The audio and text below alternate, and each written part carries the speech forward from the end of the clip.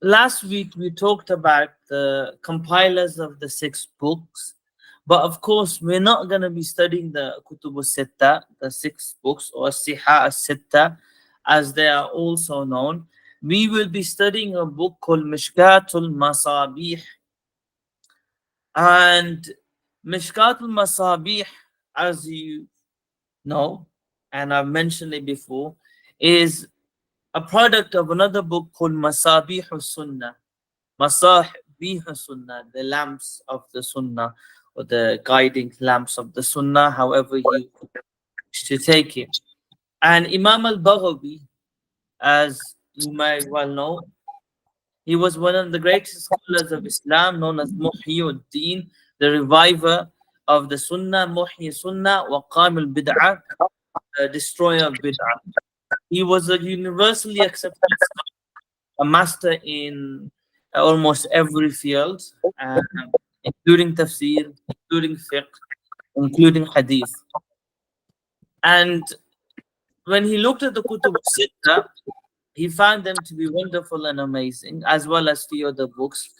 But he wanted to compile a book which summarizes all of the main books of hadith as a summary. It contains the hadith from these books.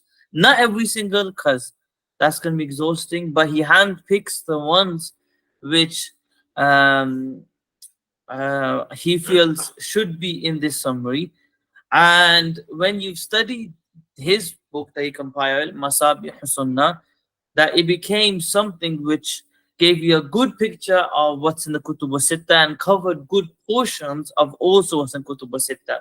So when you learn the Kutub Sitta again, a lot of what would be learning you would have come across before. The difference would be in Kutub Sitta you have the full chains of narrations, and in Mishkat al-Masabih or Masabih Sunnah, Imam Baghawi deleted the chains of narrations. There's no chains. He just mentioned the ahadith.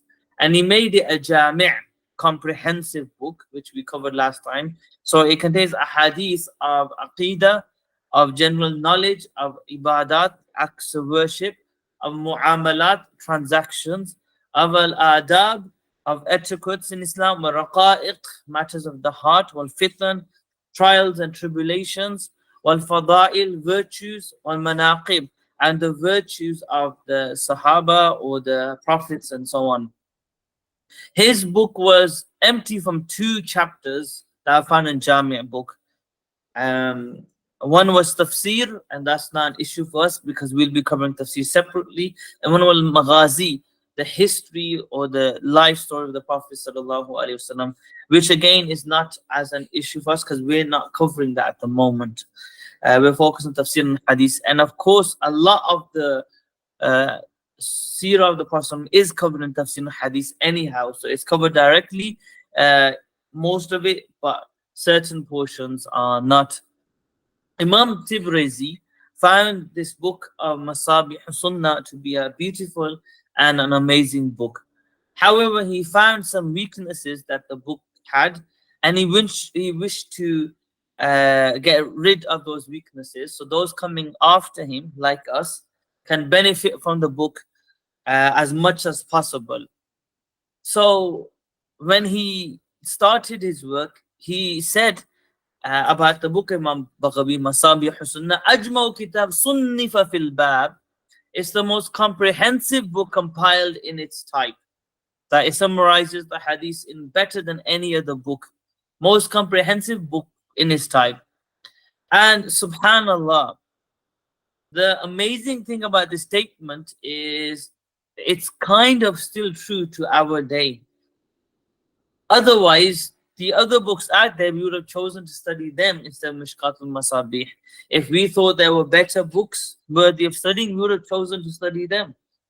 But the fact that we still choose to study Mishkatul Masabih, and that's a conscious choice that I've made myself, shows how amazing of a book this is. And there's great works done in our time, books with 30 volumes, 40 volumes, compiling all of the hadiths you can think of into one book, or summarizing this way and that way, and every way you can think of, there's been amazing works done. But when you look at the benefits as well as the drawbacks of each book, still Mishkat Masabih manages to be the champion simply because it has the benefits with the least drawbacks. So it's amazing that here you are, 800 plus years later, in fact, or 1,000 years later, and you're still almost using the same book to study. He also added the name of the Sahabi, which wasn't in the original book of Masabih Sunnah by Imam Baghawi. And he also added up to 1,000 extra narrations that were not in Masabih Sunnah. And he also added sayings of the Sahaba, at least some of them, which were not in Mishkatul, which were not in Masabih Sunnah. He divided his book, Mishkatul Masabih, into 3 types. One of them, Qismul Awwal, the first type, is what's in Bukhari or Muslim, or in both of them.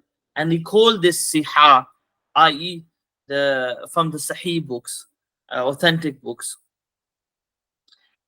The second type was what's in the other books of Sunnah, mainly in the Sunan Tirmidhi, Abu Dawud, Nasa'i, and Ibn Majah, but often found in the Muslim of Ahmad also, and a few other books. And he called this Hisan, that books which, these hadiths are from books which often contain Hasan hadith. The first one was from books which contain Sahih hadith normally, and the second ones are from books which contain Hasan hadith. Not that these individual hadiths he's quoting now are Hasan, and not that the individual hadiths he's quoting are automatically Sahih according to him. But the first is getting from books which are Sahih, and the second are from books which often contain Hasan hadith. Even if the hadith in this category may be Sahih or even Da'if, the authentic or weak. And the third chapter is other hadiths he normally added himself, which contains similar, which was linked to the chapter heading, but also what saying of the Sahaba. Okay, Bismillah ar-Rahman ar-Rahim. So the next thing we're going to cover is what is a Sahih hadith, what is a weak hadith. Obviously, you need to know that before you do the course.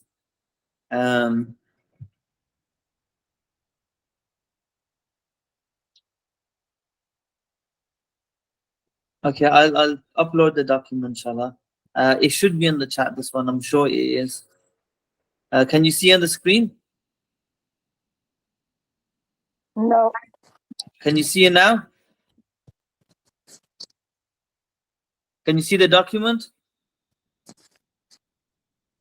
I can't, I'm fine. What about the rest of you?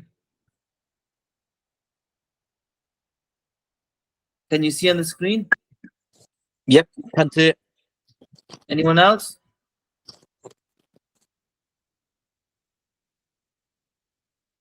Okay, most people can see it. So that means that might be an issue with your computer. Let's continue, inshallah. Bismillah ar-Rahman ar-Rahim. So hadith الصحيح حديث هو الحديث الذي اتصل سنده بنقل عدل الضابط عن مثله لمنتهى من غير شذوذ أو علة قادحة. A Sahih hadith is a hadith that meets 5 conditions. Number 1, اتصل سنده, his chain is connected. Number 2, all the narrators are adil, just upright in the Sharia. Number 3, all of them are dhabit, they have good memory. Number 4, there's no shuduz, which means that they do not contradict anyone more authentic in narrating the same narration. But they narrate differently from others because theirs will become weak. Number 5, there's no illa qadiha, there's no hidden defect. So the 5 conditions for hadith to be authentic are: the chain must be connected, all the narrators must be just, all of the narrators must have good memory, they cannot contradict anyone more reliable, and the narration can't have any hidden defect. Those are the 5 conditions. What do we mean by these 5 conditions? Let me break them down one by one. A chain connected means, and this is the example I'm going to use. I narrate from Zayd, from Bakr, from Amr, narrates from Abdullah bin Mas'ud radiallahu anh, narrates from the Prophet sallallahu alaihi wasallam. That's the example we're going to use. Me, Zayd, Bakr, Amr, Abdullah bin Mas'ud radiallahu anh, 5 people in the chain, and the Prophet sallallahu alaihi wasallam at the end of it. What the first chain means, the first condition, is chain must be connected, means that when I'm narrating from Zayd, I must have heard this narration from him. I can't claim to narrate from Zayd if he's never been my teacher, or if I was born after he passed away. Automatically the chain becomes weak. Or if it was known that I never traveled to the same land as Zayd was in. So the first condition, the chain must be connected, that each 5 people in the chain, me, Zayd, Bakr, Amr, who narrates from Abdullah bin Mas'ud radiallahu anh, we must be established as teachers and students. There must be a connection. That's the first condition. Or we heard directly from each other. Yes, I'll clarify what that means. Now, what does it mean that it must be established that I heard from so and so? Okay, Imam al-Bukhari said that there must be clear evidence that I am a student of Zayd and I've heard from Zayd. And Zayd is a student of Bakr and he's heard from Bakr, and Bakr is a student of Amr and he heard from Amr, and Amr heard from Abdullah bin Mas'ud radiallahu anh, and Abdullah bin Mas'ud is clearly established he must be a Sahabi. Imam Bukhari and others said no, that there must be an establishment that we've heard from each other, evidence to show. But the majority of scholars said no. As long as there's imkaniyatul liqa, there's a reasonable possibility that we heard from each other. Meaning that I must have traveled to where Zayd is, I must have gone to his circle, I must have been there when Zayd was there. Now, it's not possible for external evidence to identify I definitely heard this from Zayd. So the majority of the scholars say no, imkaniyatul liqa. There must be a plausible chance of us meeting. And then when you can verify that I'm authentic, my teacher's authentic, when you can verify I'm a light in narration, when you do all of the background checks and you verify it for me to be reliable, then on top of that, if I claim I heard this from my teacher, and there's a reasonable possibility I have because I was in his circle, then we take your word for it as long as we can verify you're a trustable person. So the majority of the scholars say what's meant by a chain being connected is there is reasonable possibility you heard this from your teacher because you went to his circle, they studied together, for example, or you were present when he was narrating hadith. So the majority say imkaniyatul liqa, possibility of you meeting. We don't have to verify you've heard this hadith. And Imam Bukhari was the condition thubutul liqa. There must be evidence that you have actually met. You must have communicated. Again, he says you don't have to establish that particular hadith, but we have to have evidence that you've actually met. The majority say no, even if you can't establish clearly that you've met, as long as it's reasonable you would have met because you've gone to the same city, you were in those student circles where he was in. We don't have to establish every little bit because it's impossible physically to do, especially because there are no cameras. As long as we've trusted and verified you as a reliable narrator after doing all of the checks, then we'll trust you when you say you've heard from this. And there's ways of verifying if you have or not. We'll come on to them. So that's the first condition. Its chain must be connected. And this condition must be found through the whole chain. Me, Zayd, Bakr, Amr, Abdullah bin Mas'ud radiallahu anhu, Sahabi, and the Prophet sallallahu alayhi wasallam.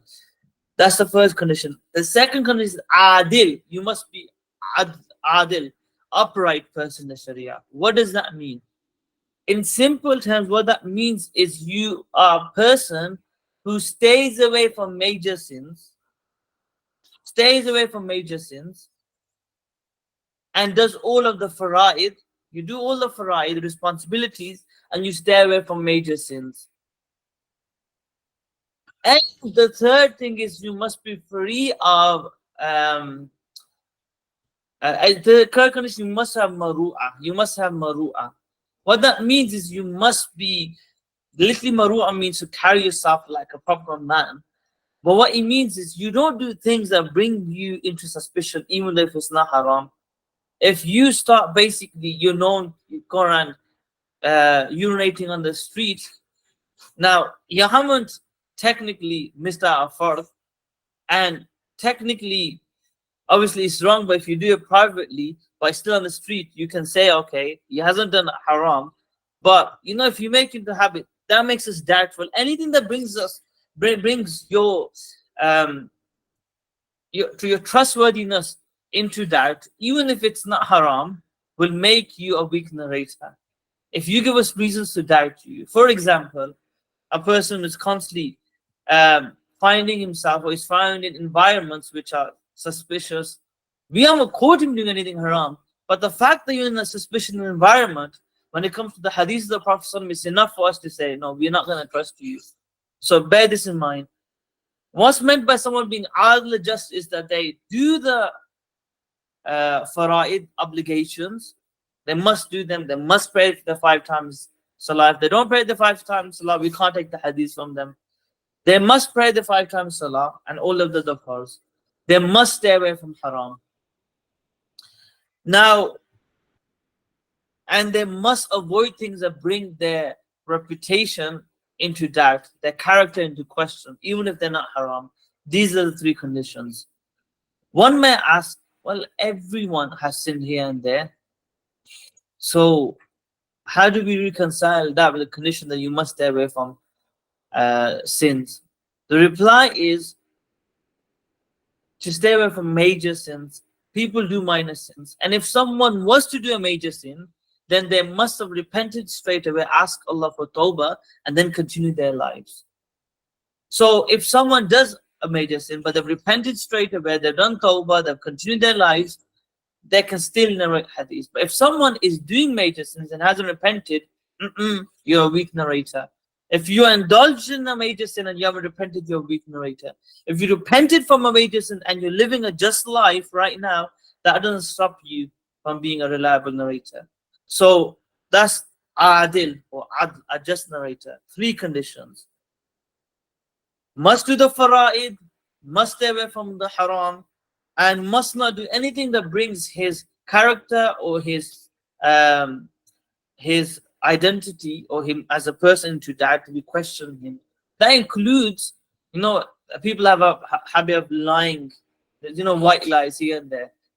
That will bring doubt, because why are you lying? Why are you making a habit to lie? That's enough for us to reject you as a narrator of the authentic hadith. Ad-dabit, 3rd condition is you must have a good memory. You must have a good memory. What's meant by good memory isn't that you must be perfect in your memory. Rather, majority of the times you're narrating the hadith as it is. People do make mistakes, but the majority of the times you're narrating hadith as they are correctly. And the scholars had a very simple and effective but time-consuming method of verifying if you're not. All they did was, I narrate from Zayd. This is what I narrate from Zayd. Let's go through each and every student of Zayd. When they narrated the same hadith, did narrate exactly as you did. You said you also had a teacher called Dawood. Let's see all of the students of Dawood did narrate the hadith you're narrating. You had a teacher called Raqib. Let's look at all of the students of Raqib. Are you narrating in line with what the other students from your teachers are narrating? They compared narration after narration to verify what you're narrating is correct. On top of their own knowledge, they knew exactly how this hadith should be, what it shouldn't be. They know exactly what the chain should be, or what the chain shouldn't be. Are you narrating according to that chain or not? Are you narrating the hadith according to the words that we know? So it was very easy for the scholars, although it's time consuming, to put it together, check you out properly. If you're making mistakes, you're getting the chain mixed up, you're becoming a weak narrator. If you're doing it as a one-off, you're still a reliable narrator. Everyone makes mistakes. It's a one-off here and there, it's still fine. Even the great imams made a few mistakes here and there. But it was possible to catch out these mistakes because you may make a mistake as an individual, but there's hundreds of other students that heard from that teacher. We put your narration against those 100 students. We know where the mistake lies. That's how the scholars verified if someone was dabit, they had a good memory. If a student is making mistakes more often than not, he is clearly weak. If a student is making mistakes on a regular basis, but mostly he's correct, but he's still making mistakes on a regular basis, then that's a student that's weak. But if he has others supporting him together, they can support each other to get a narration stronger. We'll come on to that in a bit. But 3 conditions we covered. The chain must be connected, it must be a just narrator, and they must have good memory. Those are 3 conditions we've explained. 4th, shuduz. You can't contradict someone who is more stronger than you. And what's meant by contradicting is not that you use slightly different wordings. Slightly different wordings are fine if it's the meaning is same. But you're narrating the words differently than the other narrator and the meaning changes. Or you're saying the chain differently from the other narrator. When you contradict someone who's more authentic, then the default position is you're brought into question. That's the default, because we know he's the Imam, Imam Shoba, Imam Malik, Imam Shafi. When you contradict someone as an Imam, first thing is you're more likely to make a mistake. Now, of course, there were times when these Imams make mistakes, but we will show you it was possible to figure out even the mistakes of the Imams. I'll show you later on how. So number 4 is ghair shudud. You must not contradict someone who's more authentic. Number 5 is illa qadih. There must not be a hidden defect. There must not be a hidden defect in the chain. A hidden defect is of various types. For example, you narrate something that clear-cut has contradicted history, established fact of history. There's a problem. Why are you narrating something which is a clear-cut? When we establish, it's universally accepted as a fact of history. Or something of the future. You say that this is going to happen, and it doesn't happen because 1,400 years has taken place, and you said it's going to happen. You have a time and a date. The Prophet ﷺ, as we learn, wouldn't do that. It brings us to questions. Or you narrate something that clearly contradicts the Quran. There's no room for maneuver. You're clearly contradicting the Quran. Or you narrate something which clearly contradicts the more authentic hadith. You narrate something which clearly contradicts more authentic hadith. Or you narrate something which contradicts clear-cut logic.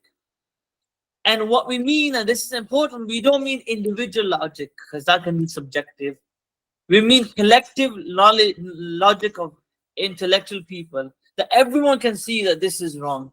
So you narrate something that 2 + 2 is 5.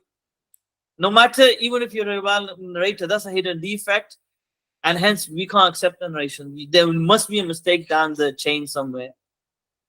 In all of these examples from experience, I'll tell you will always find a problem. In all of my years of research, I've never found a hadith that's clear-cut authentic and contradicts clear-cut established facts of the Quran or Sunnah or logic or even clear-cut scientific established facts or clear-cut maths. You will not find that. You will find hadiths that contradict the previous ones, but they have hidden defaults. So these are the 5 conditions. A hidden default could also be you are narrating hadith, and this is a very subtle science, is known as tadlis and mursal al-khafi. That you are narrating hadith from someone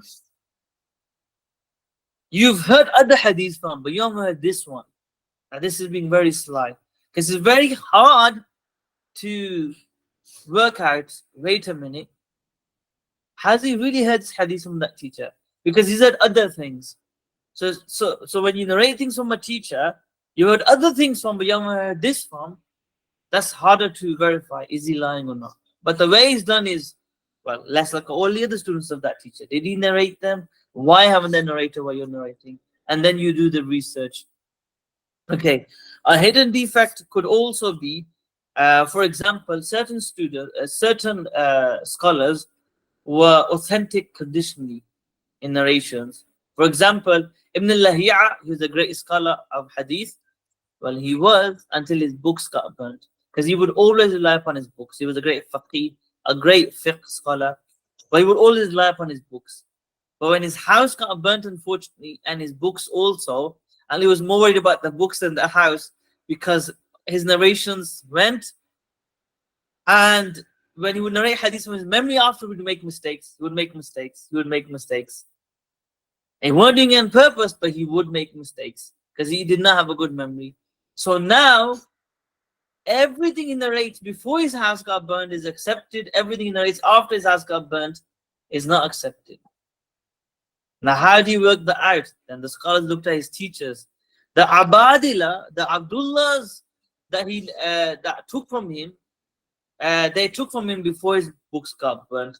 Abdullah bin Mubarak, for example, one of them. And a few of the Abdullahs that took from him before his books got burnt. And as a result, their narrations are accepted from him. But other narrations are not after. Another one, Ismail bin Iyash. He was from Syria. Anything the people of Syria narrate from him is authentic. But when he went to Iraq later on, he made mistakes after mistakes. And so anything the people of Syria narrate from him is authentic. Anything the people of Iraq narrate from him is not. You'll see that in narrations after. So these are the 5 conditions for hadith to be authentic. The chain must be connected. The narrators must be just. There must be dhabit. They must have good memory.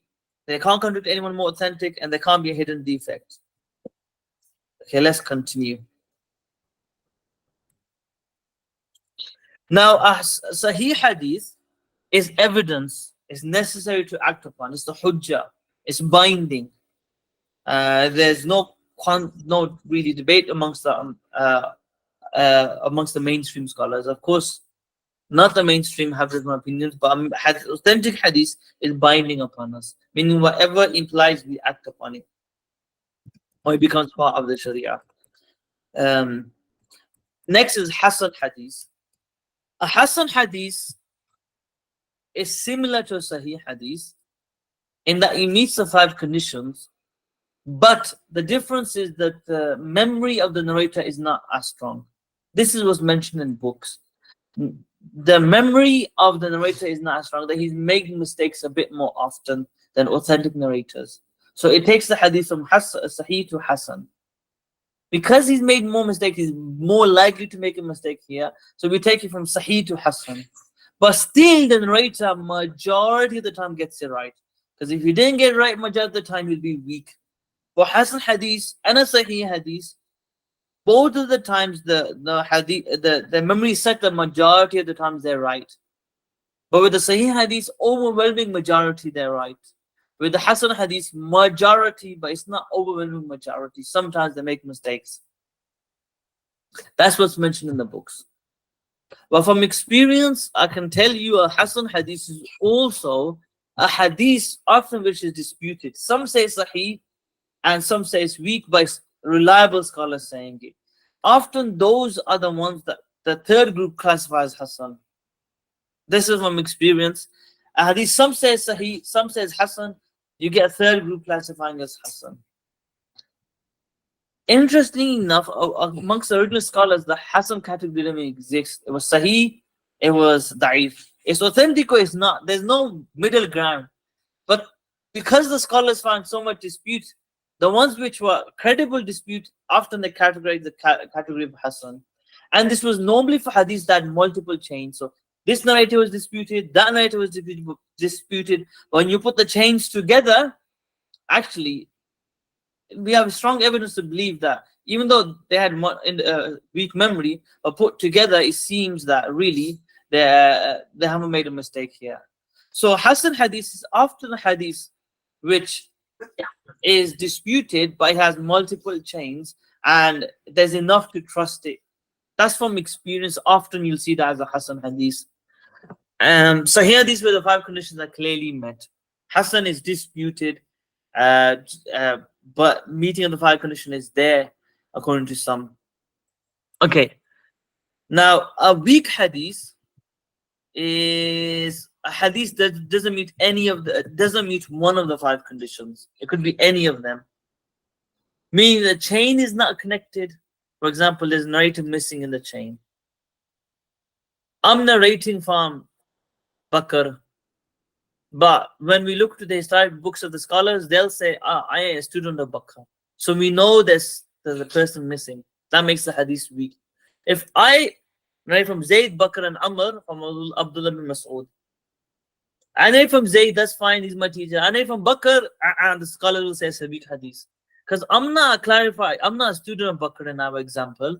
So as soon as I start narrating from Bakr, my hadith becomes weak because I'm not a student. He is the teacher of my teacher in our example. Or for example, a tabi'i narrates from the Prophet ﷺ. He's deleted the sahabi. That's known as the mursal narration. According to most scholars this week. That's one type of defect. Another type of defect, for example, is that the chain, is that I'm not adil, I'm not just, I've been caught out lying somewhere. It's not about the hadith generally in life. Now people are suspicious. This guy is lied here and there. Can we really trust him not to lie about the Prophet? Most likely he isn't, but we can't take any risk because if we accept what he's saying, it imposes upon the whole billion people in the Ummah. So we can't.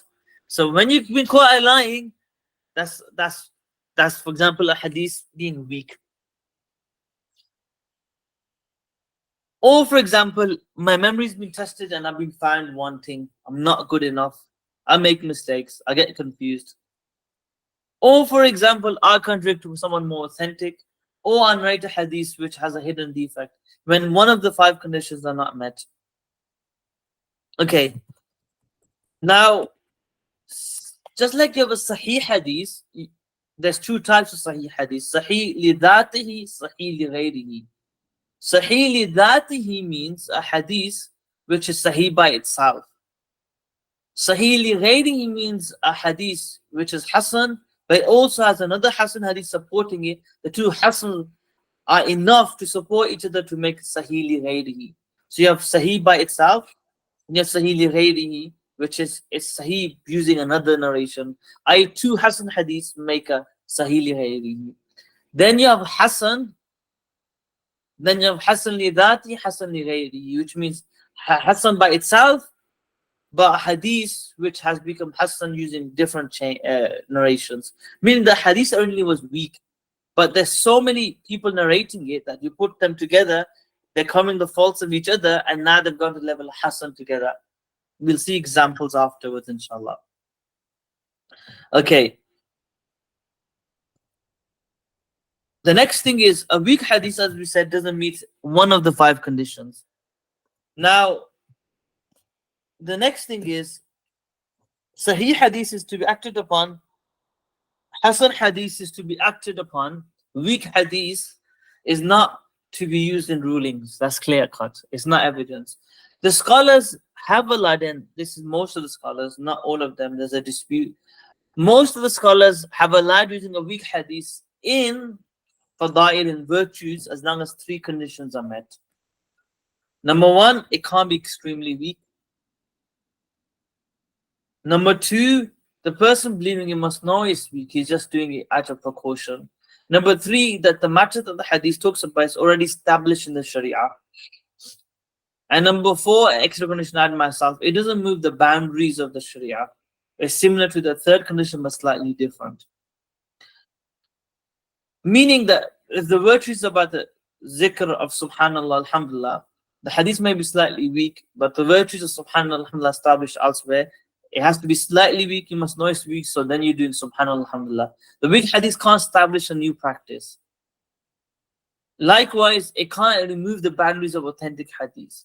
So you may have a hadith that says subhanallah, you do it 10 times, you get 1 billion reward. But another sahih hadith gives you way less reward. Now, by acting on this sahih hadith, you're moving the boundaries of authentic hadith. Everyone's going to leave the authentic hadith and run up to the weak ones because the reward is unlimited and so on. So it can't move these boundaries that's already established. Next, you have a mawdu hadith. A mawdu hadith is a fabrication. It's not really a hadith. It's a lie against the Prophet ﷺ.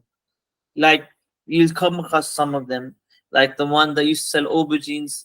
he made a hadith about the virtues of aubergines because he wished to sell them. And he managed to make some money from it, but he got caught out lying. There's many in the past that make hadith. Or the one who went to the ruler. He found the ruler playing with pigeons, so he made a hadith about the virtues of pigeons to make the ruler happy. Or the one that went to the ruler to appease him and said, when someone becomes a ruler, Allah accepts the good deeds and Allah forgives their sins. That justified for the ruler to do every murder under the sun. Or the famous one you hear in some khutbahs, Sultan Zilullah fil ard, that the ruler is the shadow of Allah on the earth. It's a Christianity belief. That's a fabricated hadith that you hear on the pulpit sometimes. That's not true at all. And there's countless other fabricated narrations. Okay. Okay, that's been answered.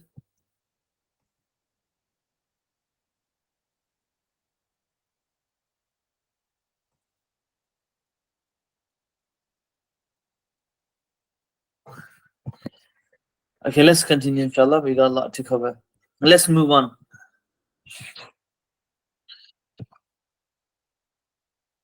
This I'm going to summarize because we got so much to cover and Maghrib is approaching. Mutawatir hadith. So we covered the types of hadith in terms of authenticity. Now we're going to cover the types of these in terms of how many narrators narrated those narrations. The first category is mutawatir hadith. A mutawatir hadith is such a large number of people have narrated this hadith. It's impossible that they could have made it up. That's known as a mutawatir hadith. Meaning that this hadith narration from the Prophet to countless Sahaba. The Sahaba spread in different parts of the Muslim Ummah, and every nation has heard the hadith of the Prophet clearly, authentically. Every chain going to every city, every country is there. It's impossible that they all could have, number one, made it up. They all could have got the same mistakes. It's literally not going to happen. Examples of that is the way we pray our salah in terms of the farz and the sunnah. It's clear established practice, or 2.5% in zakah, or how we do our hajj. So the details of these are not in the Quran, but the way they've been passed on from ummah to ummah and hadith by the mutawatir, established beyond a doubt. It's impossible the whole Muslim ummah passed the same practice on, and they all made it up, or they were all mistaken. It's not gonna happen. That's an example of mutawatir hadith. And of course, mutawatir is the highest form. A mashhur hadith is a hadith which it hasn't reached that level, but it still has many narrators. It's widespread. Everyone knows about the hadith, but it hasn't reached that level.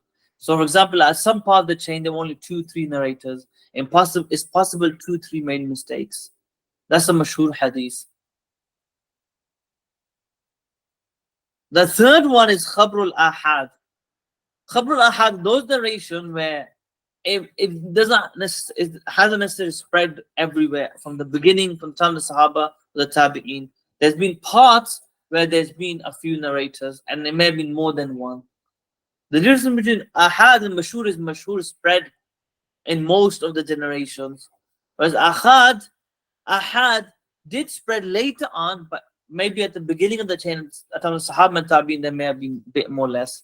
Mashhur spread way more than ahad. But none of them reached to the level of mutawatir. You can be certain there's no mistake. Mutawatir is a clear-cut evidence, there's no doubt. Khabrul ahad and mashhur narrations, they can be weak or strong. They're not evidence by themselves until we check the authenticity. But if they both have authentic chains, mashhur is obviously higher because there's more authentic chains. Okay. Now the next thing I'm going to move on and get ready for this. It's going to be slightly tricky. I'm going to show you how these chains work. I'm opening up a computer and I'm showing you the zeros and ones. Thankfully, we're not going to be doing that for every hadith when we study Mishkat. I've chosen an example for you that's simple, but it may not seem simple to you because you're not in the field. But trust me, it is going to be simple compared to other examples. Try to keep up. it's gonna get tricky. What I'm gonna show you now is, for example, the Hadith Imam Bukhari or Tirmidhi narrates, others, how the chains meet up, how the web gets together, and how it gets back to the Prophet sallallahu alaihi wasallam. So let's look here. So there's a hadith, the famous hadith of the Prophet sallam, actions are based upon intentions. Innamal a'malu bin niyat wa innama likulli imrin ma nawa. And every person will get what he intended. Whoever does hijrah to Allah and His Messenger, his hijrah will be to Allah and His Messenger. Whoever does hijrah to the dunya, to the world to achieve it, or to a woman to marry her, her hijrah is to the which the person intended. Everyone's heard of this hadith. Let's break down the chains to help me understand how the chains work. Okay. So this hadith, Imam al-Humaydi narrates in his book from Sufyan. Okay. Imam Ahmad and the red ones are the compilers of book. The blue ones are the ones who they're narrating from, where the chains are meeting. And when you see a green one, that's a repetition of something that's gone before.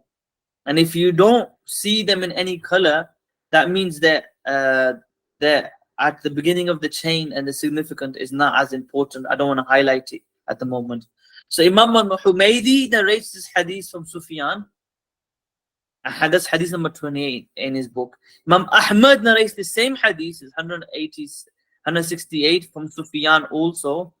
But he also narrates it as a hadith number 300 in his book from Yazid.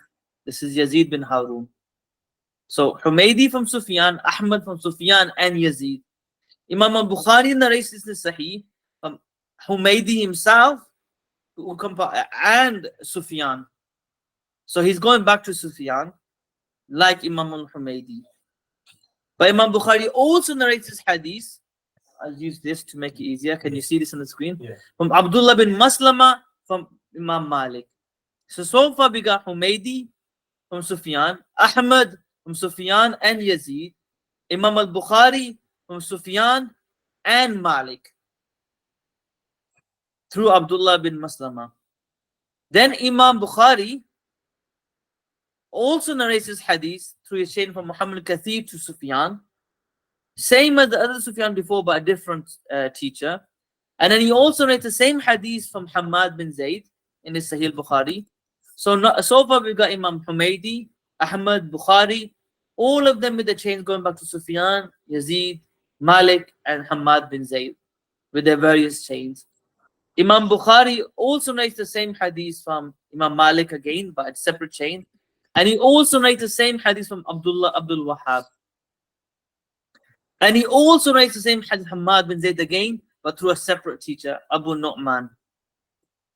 So far we got Humaydi, Bukhari, and Ahmad narrating Humaydi from Sufyan, Ahmad from Sufyan and Yazid, Bukhari from Sufyan, Malik, Hamad bin Zayd, and Abdul Wahhab al-Thaqafi, with various chains multiple times. Imam Muslim narrates the same hadith from Imam Malik with his own chain.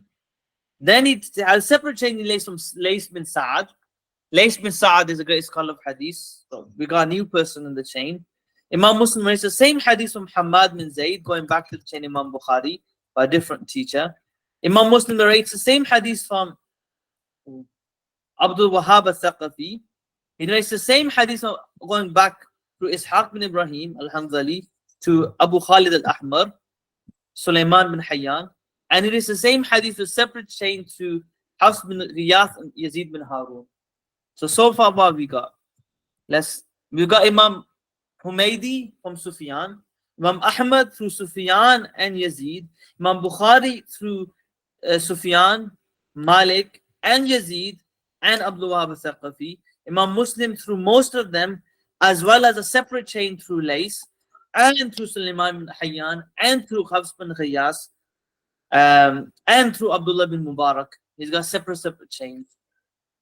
Then we got Ibn Majah. He narrates the same hadith from Abu Bakr ibn Shayba to Yazid bin Harun, who's already gone before. And he narrates another chain from Muhammad bin Rum to Lays bin Sa'ad, who's already gone before. So Ibn Majah, his chains are going back to the previous chains. Imam Abu Dawood narrating the same hadith to Muhammad Kathir to Sufyan, who's gone before. Ibn Tirmidhi narrates the same hadith through Muhammad Musanna to Abu Thaqafi, who's gone before. Imam Nasai narrates the same hadith to 5-6 separate chains. Most of the chains meet up where the previous chains met up, with Hamad, Malik, Abdullah bin Mubarak, and he's got 3 from Imam Malik. Same with Sulaiman Hayyan, Abdullah bin Mubarak. Then Ibn Khuzaymah in his authentic Sahih hadith book narrates the same hadith. His chain goes back to Hamad bin Zayd and Abdul Wahab al-Thaqafi. Ibn Hibban in his authentic hadith book narrates the same hadith, but he goes back to a different narrator that we haven't seen before, Yahya ibn al-Qattan and Isa ibn Yunus, and some of the chains are matching, and he has Ali bin Umar. Now all of these people, these books, Imam Bukhari, Imam Muslim, Tirmidhi, Abu Dawud, Nasai, Ibn Majah, Ahmad, Humaydi, Ibn Hibban, Ibn Khuzaymah, and others, and there were many others that are left out because it'll get too complicated.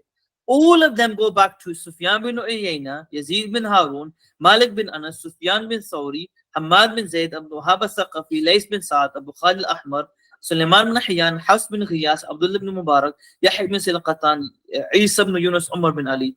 All of these narrators narrate from Yahya bin al-Ansari, narrates from Muhammad bin Ibrahim al-Taymi, or from Alqam bin Abi Waqas, who heard from the Prophet sallallahu alaihi wasallam. That's how chains work. Now this was a simple example. How? Because I've shown you at the beginning. Imagine Yahya bin al-Ansari narrating from 5 different people and his chains just being like a web. Then Muhammad Ibrahim al-Taymi, his chains being like a web. Al-Qamar ibn Qais, his chain different going back, and so on. Now this is how hadith narrations work. All of the webs come together. Or wherever a scholar collected hadith from, his chains will meet up. And if they don't meet up, we know he's made a mistake. This shows you how the length of scholars went to document everything that we can be so sure the hadiths were authentic. This is a simple example. You go to the complicated examples, you'll be there for hours, making the chains go back and the zeros and ones. And imagine Imam Bukhari and all these scholars knew all of these chains by heart. Their memory was beyond comprehension. That shows the talent they had. Allah gave them piety, but Allah gave them a talent that the ummah needed, this memory that can't be comprehended. Without this, the hadith would not survive. Now, when we study hadith, we're going to study innamal a'malu binniyat. We're going to be ignoring all these zeros and ones because it'll get too complicated. But I want you to bear in mind the work that these scholars did to give us what we have. So when people start questioning this and that hadith, realize the zeros and ones behind it and how it's literally impossible for you to fabricate a hadith without being caught at. You can do it, but we're going to check the web and where your lie is going to get spotted by the great scholars. It always does. You can't make up these webs. They're organic. They always meet up at the right place if you're authentic and reliable, and they always match up. And if it's not, we'll figure it out, you're lying.